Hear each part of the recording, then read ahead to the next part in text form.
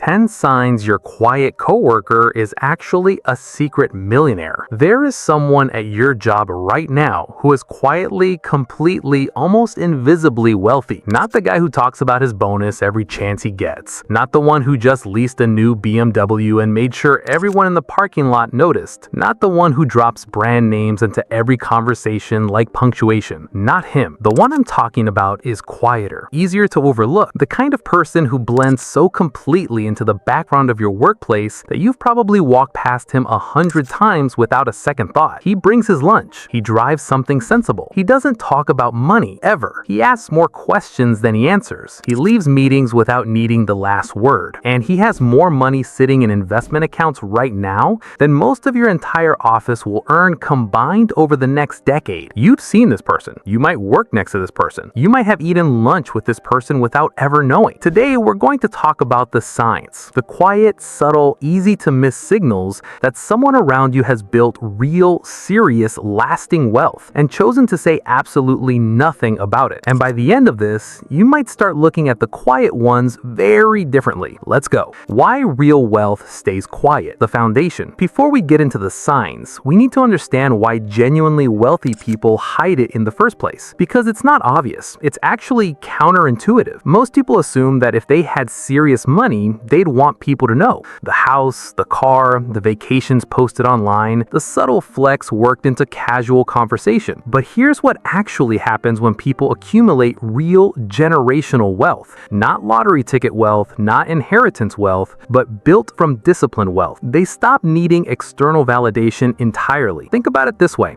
The person who constantly signals wealth is still seeking approval, still measuring their worth through other people's reactions, still dependent on the audience to feel the money is real. The person who built it quietly through decades of discipline, consistent investing, lifestyle restraint already knows exactly what they have. They don't need you to confirm it. Your reaction is completely irrelevant to them. Invisibility is not their burden. It's their preference. There's also a deeply practical reason wealthy people stay quiet. Visible wealth changes every relationship immediately. Family members appear with needs. Friends start keeping score. Coworkers treat you differently, sometimes with resentment, sometimes with false closeness that wasn't there before. The quiet millionaire has figured out something most people never do. The best relationships are the ones where people know you, not what you're worth. So they stay quiet. They stay ordinary looking. They stay invisible. And they let the account keep growing while everyone else is busy performing. Now, let's talk about the signs. They never talk about money. This is the first and most reliable signal. And I want to be specific about what I mean, because there's a difference between someone who never talks about money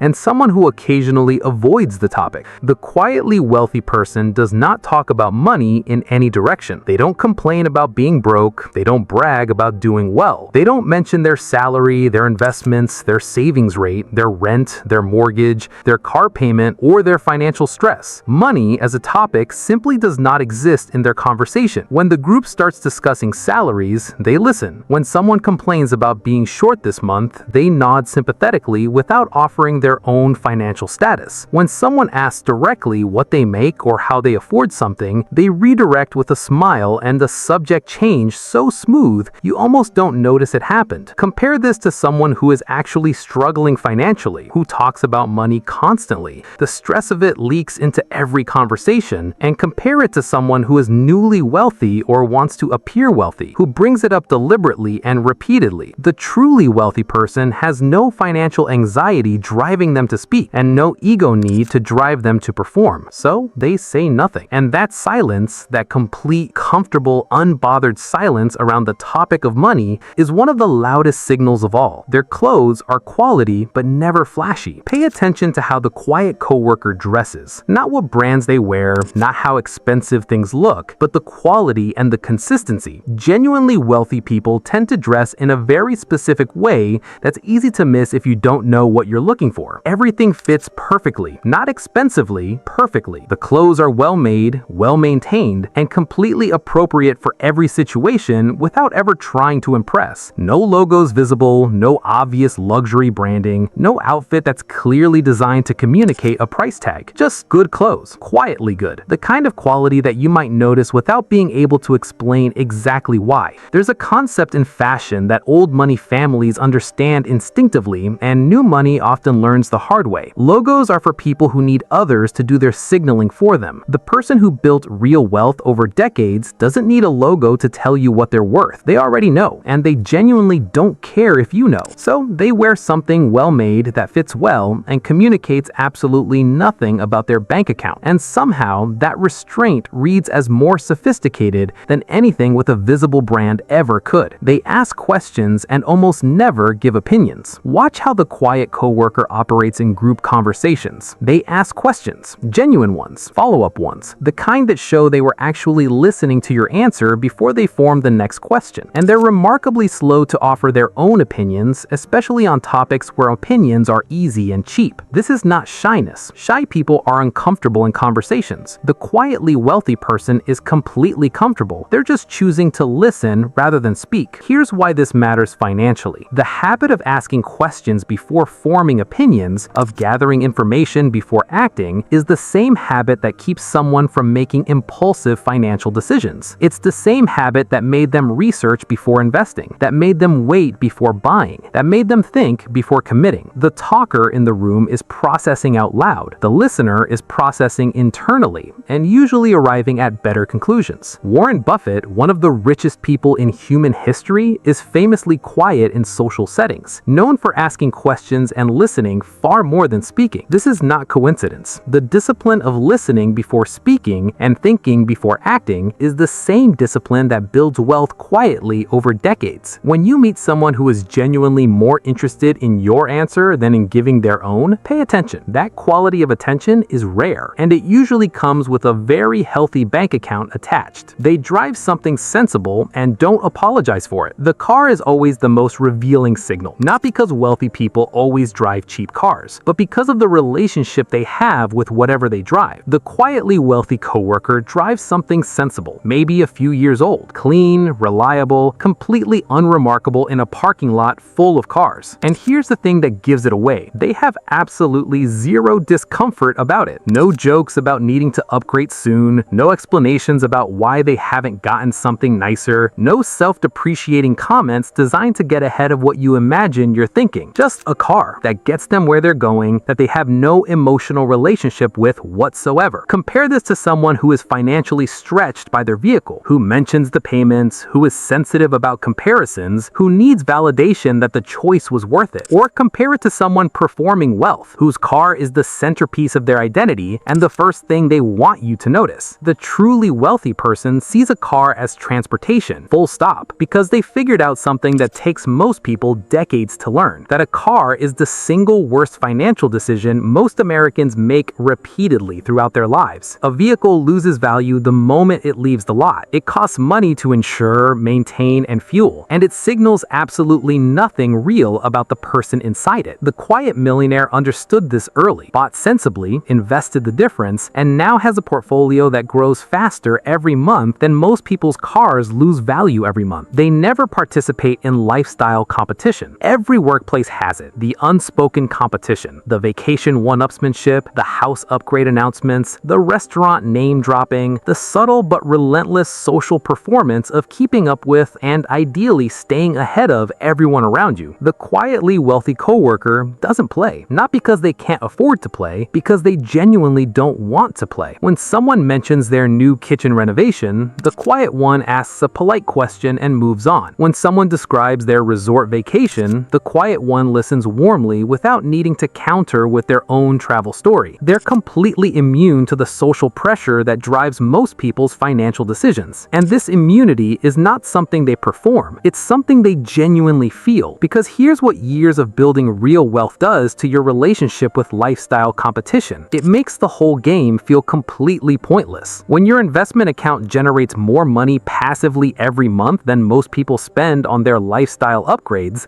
the need to compete simply evaporates. They're not playing a different strategy in the same game. They stop playing the game entirely. And the freedom that comes from genuinely not caring what anyone thinks of your car, your house, your vacation, or your clothes, that freedom is one of the most valuable things real wealth actually buys. They are completely unbothered by economic bad news. Watch how the quietly wealthy coworker reacts when the economy becomes a topic. Recession fears, layoff rumors, layoffs, market corrections, company restructuring, budget cuts, the kind of news that sends ripples of anxiety through an entire office. They are calm, not performing calm, actually calm. And there's a specific quality to their calm that's different from denial or ignorance. They're not pretending the news doesn't exist. They're aware of it. They might even discuss it intelligently, but there is no anxiety underneath the discussion because genuine financial security feels like a physical thing, like a weight being permanently removed from your chest. When you have real assets, diversified, growing, compounding, economic turbulence becomes something you watch rather than something you experience. The person with no savings and no investments experiences a recession as a direct personal threat. It could mean job loss equals crisis. It could mean inability to cover basic expenses. The quietly wealthy person experiences a recession as a buying opportunity. Lower prices on the same quality investments. A chance to accumulate more at a discount. Same news, completely opposite emotional experience. So when the next round of economic anxiety sweeps through your office, look for the person who seems genuinely, quietly, almost puzzlingly unbothered. Not the person performing confidence. Not the person pretending not to care. The person who actually isn't scared because they've built something that makes the scary things less scary. That person almost certainly has more money than you'd guess. They talk about time differently than everyone else. This one is subtle, but once you hear it, you'll notice it everywhere. The quietly wealthy coworker talks about time like it's their most valuable possession. Not dramatically, not philosophically, just practically. They decline certain meetings without guilt. They protect their mornings or evenings with a consistency that other people don't.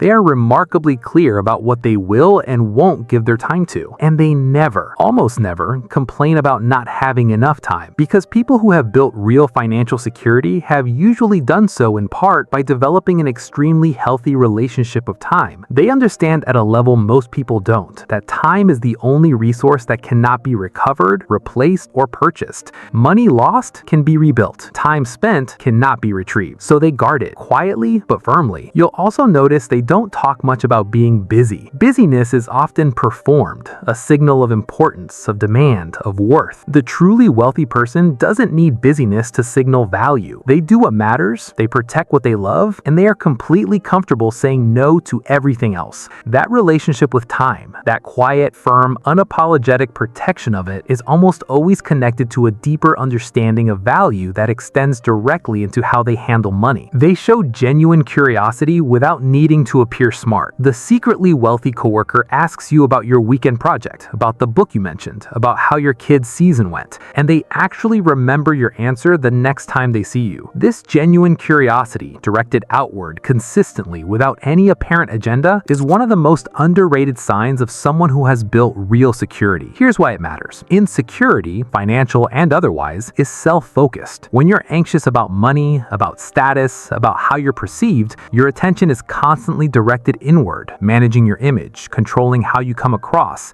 calculating how every interaction affects your position. Security does the opposite. It frees attention outward. When you're not managing anxiety, you can actually be curious about other people. You can actually listen. You can actually care about answers that have nothing to do with you. The genuinely wealthy person has nothing to prove, no image to manage, no performance to maintain. So their attention is genuinely available for other people. And that quality, that real, unhurried, ego-free interest in the people around them, is both a sign of deep security and one of the reasons they built it in the first place. People who are genuinely curious about others make better decisions, better hires, better partners, better investors, better readers of situations. The curiosity and the wealth are not separate qualities. They're connected at the root. They never explain their financial decisions. Watch what happens when the quietly wealthy coworker makes a financial decision that others might question, doesn't upgrade their phone when everyone else does, brings lunch instead of joining the group at an expensive restaurant, declines the weekend trip that's slightly out of budget for most people. They don't explain, they don't justify, they don't apologize. Just a simple, warm, completely unembarrassed no. And then they move on. The person who is financially insecure or financially conscious in a stressed way feels the need to explain their choices, to justify, to make clear that they're not cheap, they just have their reasons, to manage how the decision is perceived. The quietly wealthy person has no such need because they know exactly what they're doing and why. And your opinion of their financial choices is genuinely irrelevant to them. Not in a dismissive way, but in the way that someone who is completely secure in a decision has no need for outside validation of it. The absence of explanation is confidence. Real, quiet, completely unshakable confidence. Not the performed kind, the kind that comes from knowing your numbers, trusting your plan, and having enough security that other people's judgments simply cannot reach you. They seem completely at peace, and you can't figure out why. This is the last sign, and it's the hardest to articulate, but the easiest to feel when you're around it. The quietly wealthy coworker has a quality of stillness that's hard to explain. Not laziness, not disengagement, not checked out energy. Peace. Actual, genuine, unhurried peace. They're not chasing anything visibly. They're not racing anyone. They don't have the low-grade urgency that most people carry. The sense of falling behind, of needing to catch up, of time slipping away faster than progress is happening. They seem like someone who knows exactly where they are, exactly where they're going, and completely unbothered by how long it takes to get there. And they have no obvious reason to feel this way. Same job as everyone else, same office, same commute. No visible signs of extraordinary success or security, but the peace is unmistakable once you've seen it enough times to recognize it. Here's what's actually generating that peace. Behind the scenes, in accounts and funds that nobody at work knows about, there is a growing, compounding, quietly accelerating financial foundation that makes the normal stresses of working life feel genuinely manageable. Job stress is real, but it's not existential when losing the job wouldn't be financially catastrophic. Office politics matter, but they don't keep you up at night when your financial security doesn't depend on any single outcome at work. The peace isn't performance. It isn't denial. It isn't privilege in the obvious sense. It's the specific, irreplaceable peace that comes from having built something real, quietly, patiently, over a long time that nobody around you can see. That peace is both the sign and the reward. Closing. Here's what I want you to take away today. The person building real wealth in your workplace is almost certainly not the one you'd guess. Not the loudest, not the most visibly successful, not the one with the nicest car or the most impressive title or the most expensive lunch. It's the quiet one. The one who listens more than talks, who drives a sensible car without apology, who never participates in lifestyle competition, who is unbothered by economic news, who protects their time without drama, who has nothing to prove and therefore proves everything. These signs are not random personality quirks. They are the outward expressions of a specific internal relationship with money, one built on discipline, patience, consistency, and a deep understanding of what wealth actually is and what it actually isn't. Wealth is not the performance of having money. Wealth is the quiet, compounding, invisible accumulation of real financial security over a long period of time. And the people who build it, the real ones, almost never look the way you'd expect. So the next time you're at work, look past the performance. Look past the loud signals and the constant financial conversation. Find the quiet one, the one who seems at peace for no obvious reason, the one who asks good questions and drives a sensible car and brings their lunch and never explains their choices. Watch that person, because there's a very good chance you're looking at the wealthiest person in the building, and they'd be the